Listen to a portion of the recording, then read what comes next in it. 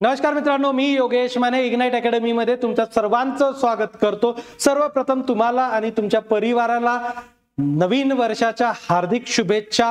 हे वर्ष तुम्हाला सुख समृद्धी आणि भरभराटीचं जावो आणि ज्यासाठी आपण व्हिडिओ बनवतो ती आयटीआय प्रिन्सिपल किंवा डेप्युटी डायरेक्टर डीबीईटीची पोस्ट तुम्हाला या वर्षामध्ये मिळो अशी ईश्वरचरणी प्रार्थना करतो। आणि आपला जो पॉइंट आहे आजच्या व्हिडिओचा तो म्हणजे एकतर नवीन सिलेबस खूप लेंदी झाला, राईट। तुम्ही माझं सिलेबस डिस्कशनचा व्हिडिओ पण बघितला असेल, लगभग 12-20 चॅप्टर आणि ते पण भरपूर लेंदी 20 चॅप्टर हे तुमच्या सिलेबस मध्ये ऍड केले। तर याच्यासाठीची प्रिपरेशन स्ट्रॅटेजी काय असावी याबद्दल आपण डिस्कस करणार आहोत। तर पूर्ण आपण याच्यामध्ये डिस्कस करू। तत्पूर्वी आपली आयटीआय प्रिन्सिपलची न्यू सिलेबस नुसारची बॅच चालू झालेली आहे, कारण सिलेबस येऊन आता बरेच दिवस झाले आणि आपण सुद्धा ज्या दिवशी सिलेबस आला त्याच्या दुसऱ्या दिवशी पुन्हा अपडेटेड बॅच चालू केली। नवीन जुन्या सिलेबस मधला फक्त एक चॅप्टर कॅन्सल झाला आणि छोटे मोठे काही पॉइंट कॅन्सल झालेले आहेत। ओके, तर जुना syllabus as it is carry forward करून बराचसा नवीन सिलेबस ऍड केला आणि त्या सिलेबस नुसारची ही आपली बॅच आहे। जे ऑलरेडी एनरोल विद्यार्थी होते त्यांना पुन्हा घ्यायची गरज नव्हती, कारण आपण ऑलरेडी प्रॉमिस केलं होतं जे काही बदल येतील ते आपण अकोमोडेट करू। एवढे बदल कोणीच अपेक्षित केले नव्हते, पण आपण ते अकोमोडेट करतोय। या मंथ एंड पर्यंत प्रयत्न असेल की पूर्ण सिलेबसही कव्हर केला जाईल। आता बघा, ही बॅच सुरुवातीला आपली 10,000ला होती, पुन्हा आपण डिस्काउंट देऊन ती 5,000त आणलेली होती, राईट। आणि आता आपण पुन्हा न्यू इयरचा 25% डिस्काउंट हा 5,000 प्लस जीएसटी वर देतो। त्यासाठीचा कुपन कोड न्यू इयर 25 आहे, सर्व काही कॅपिटल न्यू इयर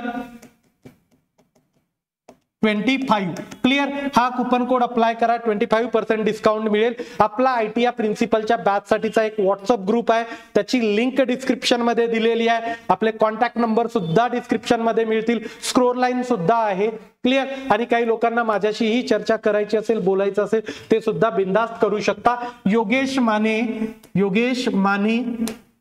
NITT हा माझा टेलिग्रामचा आयडी आहे, बिनधास्त मेसेज करा, राईट। मी तुम्हाला नक्की नंबरही देईल, रिप्लायही करेल। या नोट्स मध्ये या बॅच मध्ये तुम्हाला अनलिमिटेड व्ह्यू मिळतील व्हिडिओचे, फ्री पीडीएफ नोट्स म्हणजे तुम्हाला प्रॉपर हँडआउट मध्ये A4 साइजचे पीडीएफ मिळतील, ज्याला प्रिंट करून तुम्ही कंटिन्युअसली रीड सुद्धा करत जाऊ शकता।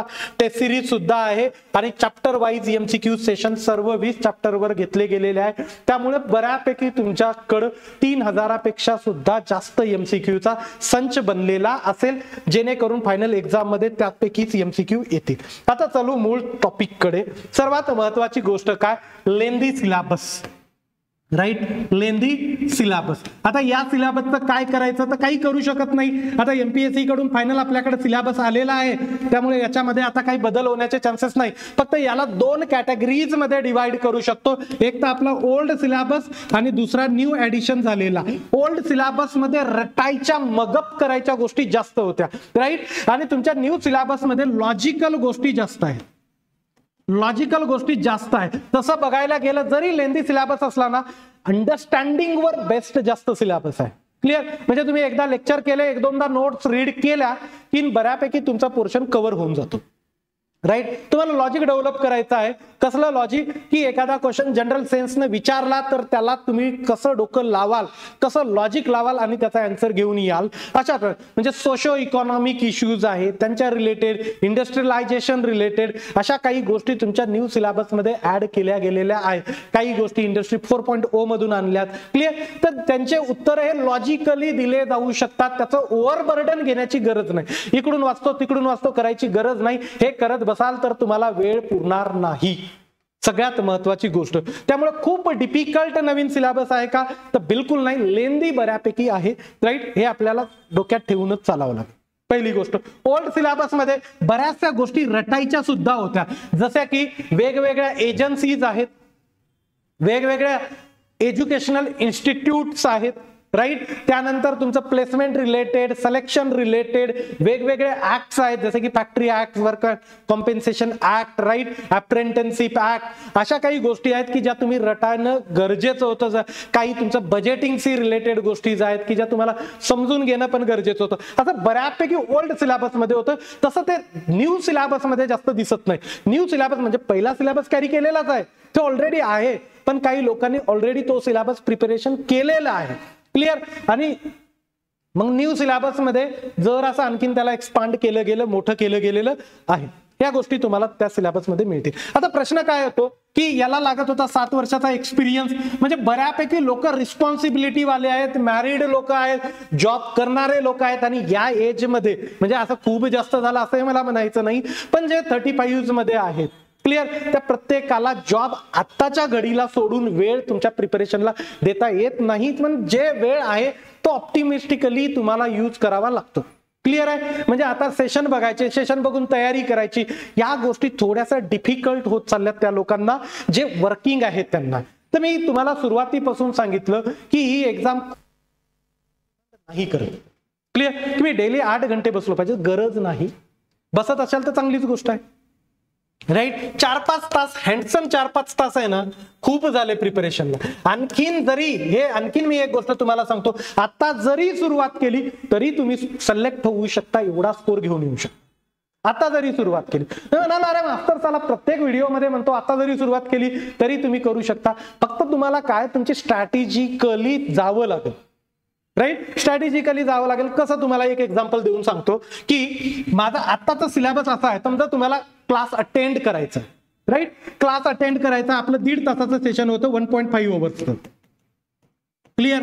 या सेशनचा स्पीड वाढवता येतो, 2 पर्यंत तुम्ही याला स्पीड करू शकता, 2 पर्यंत स्पीड याला करू शकता. 2 टाइम्स 2x याचा स्पीड केला जाऊ शकतो, काही प्रॉब्लेम नाही. क्लिअर. थोडंफार फास्ट होईल, 1.5x करा, 1.5x करा. 1.5x is a best suitable speed. Clear. म्हणजे 1.5 तासाचं सेशन तुमचं लगभग 1 तासात होऊ शकतं. मग हा 1 तास आणायचा कुठून? कारण मी घरी आलो तर मला बाकीच्या रिस्पॉन्सिबिलिटीज आहेत, जातो येतो ऑफिसमध्ये, तो वेळ आहे, आणायचा कुठून हा 1 तास? तोही काय ना, कारण सेल्फ स्टडी करावीच लागेल. तुम्हाला ते हँडआउट दिले ते तुम्हाला प्रिंट आउट घेऊन त्याला गिरवावं लागलच, हे लक्षात घ्या. त्याला तुम्हाला बिलकुल म्हणजे रीड करावं लागणार, त्याच्याशिवाय होणार नाही. त्याच्या बाहेर नका जाऊ. एमसीक्यूची टेस्ट सिरीज सॉल्व्ह करायची, तुम्ही कमीत कमी रोजचे हँडआउट रीड करायला 2.5 तास काढा. 2.5 अवर्स कमीत कमी तुमचा हँडआउट रीड करायला, म्हणजे ज्या नोट्स तुम्हाला सेशन झाल्यानंतर क्लासकडून मिळणार आहेत ना, त्याच्यासाठी तुम्ही मिनिमम 2.5 तास काढा. आता मिनिमम सांगतोय. क्लिअर. तुम्ही म्हणाल सर सेशन सोबत होत नाही, राईट. बऱ्याच जणांना जे शिफ्टवाला टायमिंग आहे त्यामुळे सेशन अटेंड करता येत नाही, त्या आणि खूप दूर इंडस्ट्री आहे, जाता यायला खूप वेळ लागतो. त्या लोकांना माझी एक ऍडवाइस आहे, करून बघा. मी स्वतःही करायचो.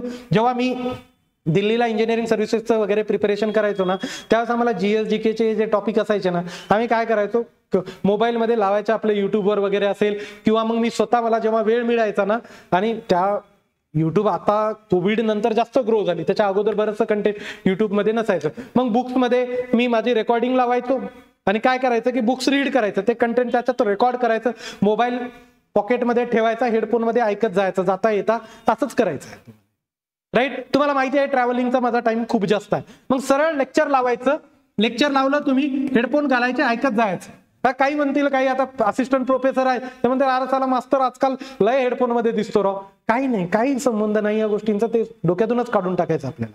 क्लिअर. आपल्याला काय करायचंय, जाता येतं तुम्ही लावा ना हेडफोन, ऐका ना ते लेक्चर जाता येताच. वेळ आहे ना तुम्हाला, ट्रॅव्हलिंग मध्ये वेळ आहे, गाडी जरी चालवत असाल तरी तुम्ही एका कानात हेडफोन लावू शकता, राईट. आणि हा सिलेबस असा आहे की जरूरतच नाही की समोर नोट्स ठेवून तुम्ही व्हिडिओ ऐकावे, याची एवढी जरूरत नाहीये.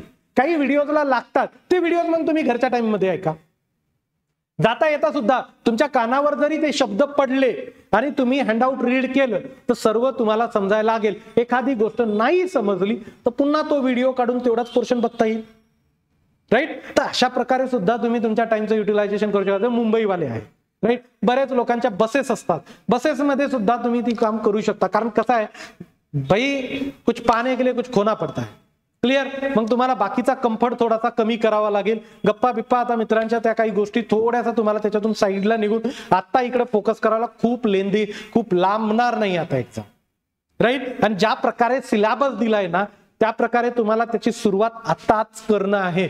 खूप डिले करून त्याच्या सुरुवात चालत नाही. क्लिअर? त्यामुळे माझं एकच ऍडवाइस असेल की जो लेंदी जरी सिलेबस वाटला ना तरी तो स्पीडीली कव्हर होऊ शकतो, प्रोव्हाइडेड की तुम्हाला त्या गोष्टी रीड कराव्या लागतील. आता याच्यामध्ये आणखीन एक पॉलिसी तुम्ही वापरू शकता. आपण मध्ये काय झालं होतं की आपला जो जुना सिलेबस आहे तो संपला होता, राईट? सिलेबस संपल्यानंतर आपण एक क्रॅश सिरीज वापरली होती.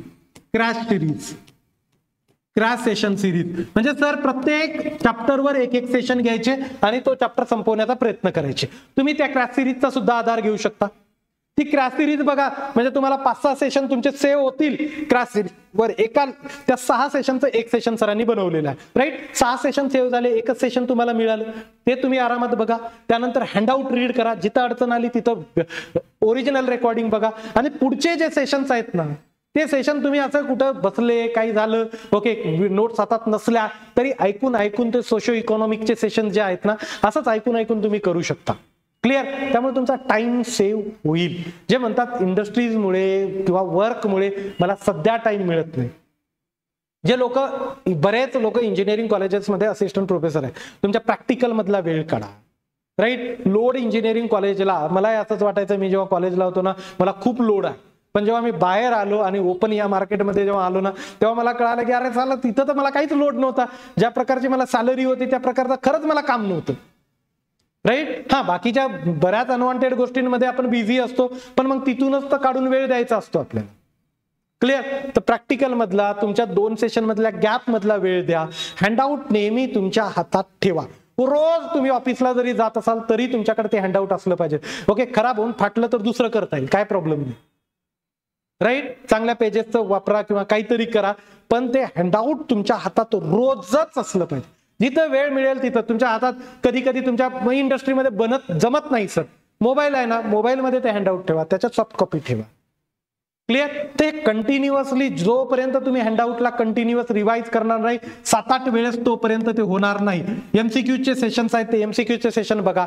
टेस्ट सिरीज आपली जुनी आहे, तिला ते अपडेशन करणं वगैरे चालू आहे, कारण जे सगळ्यात जास्त टेस्ट सिरीज मध्ये वेळ देतं त्यांचं लग्न होतं, त्यामुळे ते सध्या थोडंसं काम साईडलाईन झालं होतं, पण पुन्हा आता ते ट्रॅकवर आलं आणि आता ते चालू झालेलं आहे. क्लिअर? त्यामुळे ते टेस्ट सिरीज वगैरे सर्वांचे भरपूर एमसीक्यूज मिळतात. म्हणून मी पुन्हा सांगतो तुम्हाला की तुम्हाला वाटतं तुम्ही कुठंतरी मागे पडले किंवा मग थोडासा गॅप झाला, डझंट मॅटर, पुन्हा सुरुवात करा, पुन्हा फ्रेश सुरुवात करा. 1-1.5 महिन्यामध्ये सर्व गोष्टी तुम्ही व्यवस्थितपणे घेऊन येऊ शकता, राईट? एक्झामच्या पुढे 5-10 दिवस टाकता येईल सुट्टी लागली तर, पण आतापासून जर तुम्ही पुन्हा जोमानं लागाल तर व्यवस्थितपणे प्रिपरेशन होईल, काहीही अडथळा येणार नाही, राईट? फक्त एनर्जीनं लागा, कारण जेवढ्या लोकांनी इथं फॉर्म भरले, राईट, मला हे तर शुअर आहे की 123 ITI प्रिन्सिपल, व्हाईस प्रिन्सिपल, निरीक्षक आणि 6 तुमचे जे डेप्युटी डायरेक्टर आहेत ते आपल्याकडूनच होणार आहे, राईट? इथं तुम्हाला टेन्शन घेण्याची गरज भासणार नाही, होणार आपल्याकडूनच आहे, पण तुम्हाला तेवढी एनर्जी लागा, कारण सगळा क्राऊड आपल्याकडे आहे. या पूर्ण प्रिपरेशन करणाऱ्या एक्झामचा या क्राऊडच इग्नाइटकडे असल्यामुळं हे सगळे आपलेच होणार आहेत, पण त्याच्यात तुमचा नंबर असावा हे सर्वात महत्वाची गोष्ट आहे. त्यासाठी थोडंसं जर मागे आले असाल तर आणखीनही वेळ आहे. पूर्णपणे या एक्झामच्या डेट वगैरे सध्या तरी काही चालू नाही, पण जसं ही काही जरी चालू झाली हलचल तरी मी ते घेऊन येईल, त्याबद्दल काहीही शंका ठेवू नका. ते अपडेशन देणं हे माझं काम आहे. तुमचं फक्त प्रिपरेशनवर व्यवस्थित फोकस करा. ऍटलिस्ट 2.5 तास जे आहे ते तुमचं हँडआउट वर क्लासेस व्यतिरिक्त म्हणतो, राईट, हँडआउट रीड करण्यावर गेले पाहिजे. मिनिमम 2.5 तास, राईट? मॅक्झिमम जेवढं द्याल तेवढं चांगलंच आहे. क्लिअर? तो मी इथं थांबतो. पुन्हा एकदा नवीन वर्षाच्या तुम्हा सर्वांना हार्दिक शुभेच्छा. ज्यांनी आपला व्हॉट्सअपचा ग्रुप जॉईन केला नसेल ते काय क्लासवाले ज्यांनी क्लास लावले त्यांनी जॉईन केला पाहिजे असं नाही आहे. व्हॉट्सअपचा ग्रुप सुद्धा जॉईन करू शकता. आणि दुसरी गोष्ट ते म्हणजे ज्यांनी बॅच घ्यायची आहे ते आणखीन सुद्धा बॅच परचेस करू शकता. मी इथं थांबतो. Thank you so much guys for listening. Thank you so much.